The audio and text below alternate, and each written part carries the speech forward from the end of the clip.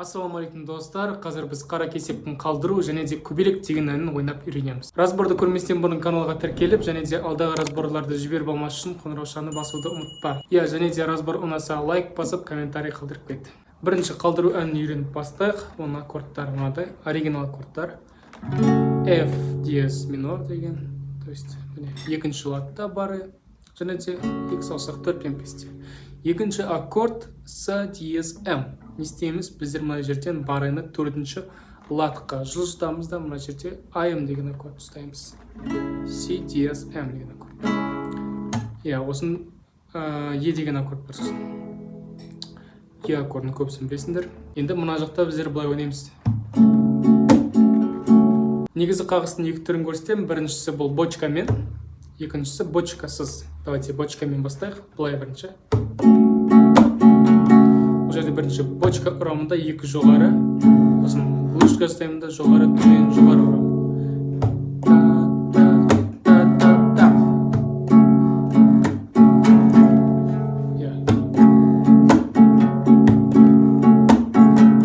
Ал бочкасыз жай ғана бочканы алып тастаймын да төменгі қағыс жасаймын. Былай. Енді мен сіздерге бірінші куплетін айтам, сосын соның разбор жасайтын боламыз. Разбор жасағанда өздерінде түсінесіздер. Мына жерге текстін қойып қоямын и бастаймыз. Ұшып кеткен едің, жырақтап, мен сені өз қолыммен ұшырғам. Қайтып келіп қатпа, сынақтан құлап қалған мұсылман. Сенің қасында өкпе қысылған, денемді ысырған. Бәрмен жүргізетін мен емес, мен таңдама мені. Жоғалып кеткен елеспін, таңдама мені. Шын айтам, сен туралы мен едім, қалмаған еді. Қалдыр ойында болмаған еді. Бәрмен жүргізетін мен емес, мен таңдама мені. Жоғалып кеткен елеспін, таңдама мені. Шын айтам, сен туралы мен едім, қалмаған еді. Қалдыр ойында болмаған еді. Міне достар, осылай. Сонда бізде Е аккорды тек қайырмасында қосылады екен. Басқа жеріне тек қана осы Е. Бірінші әнмен бәрі түсінікті, екінші әнді бастайық. Оның оригинал аккордтарын мен бараймен көрсететін боламын қазір.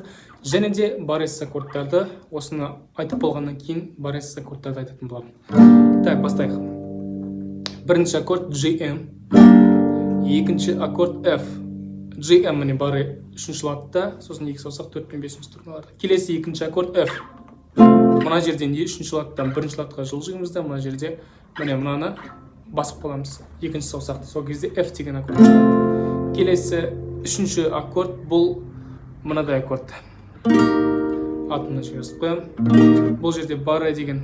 Так, алтыншы латта мына жерде үш саусақты екінші, үшінші, төртінші струналарға қоямыз. Енді соңғы аккорд бұл осы жерден жоғары жылжимыз да бір латқа и мынаны осылай қойсақ болады, немесе былай ауыстырсақ болады. Негізі осылай әдемі болады. То есть міне мына жерде тұрдық, одан кейін былай жылжимыз да мына екеуін 2 мен 4-ші струналарға қоямыз. Бары 5-ші латта. Осындай. Так, енді өлең басталғаннан өлең аяқталғанша осы 4 аккорд қайталанып ойналына береді мынандай боймен.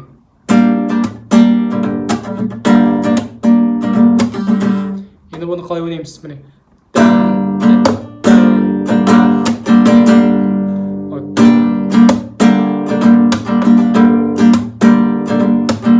Енді асықпай көрейік.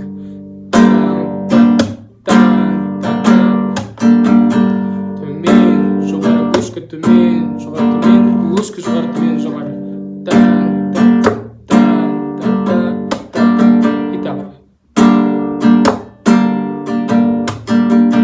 Осыны әрбір аккордқа ойнай береміз.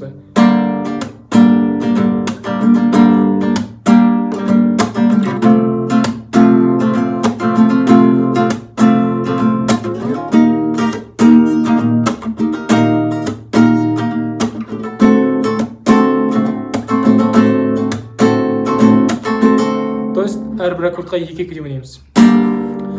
Басындағы рэпті білмеймін, ана жерін айтайын. Қазір текстін қарайық. Жарық сөндіргенде, қап-қараңғы бөлмелерде, жүрегімді бояп алдым қараңғы. Ешкім сені көрмегенде, ешкімдің да білмегенде, жалдамалы пәтерден шықтың далаға.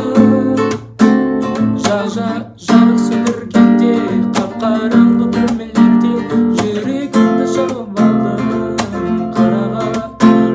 Ешкім сені көрмегенде, ешкімдің да білмегенде, жалдамалы пәтерден шықтың далаға.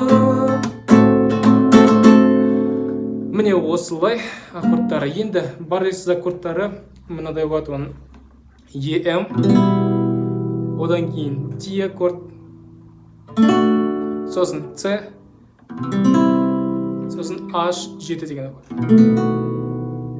Осы 4 аккордпен жаңағы қағыспен ойнайсыңдар болады. Немесе не шықпай жатса, мына қағыс шықпай жатса, қиын болып жатса, жаңағыдай алтылық клышкамен ойнауға болады. Жарық сөндіргенде, қараңғы бөлмелерде, ол былай болады. Төмен клышка, жоғары клышка, жоғары. Жарық сөндіргенде, қараңғы бөлмелерде, жүрек диорамды бояп алдың қараға. Ешкім сені көрмегенде, ешкімнің да білмегенде, жалда H7 малы пәтерден шықтың далаға. Қайталаймыз. Дәл осылай. Рэпті айтқан кезде де және де басқа жерлерін айтқан кезде осы аккордтар қайталана береді. Достар, осылайша бүгінгі разборды аяқтаймын. Разбор ұнаса лайк басуды және де коммент қалдыруды ұмытпаңдар. Мен сіздермен қоштаспаймын. Келесі разборда көріскенше деймін. Сау болыңдар.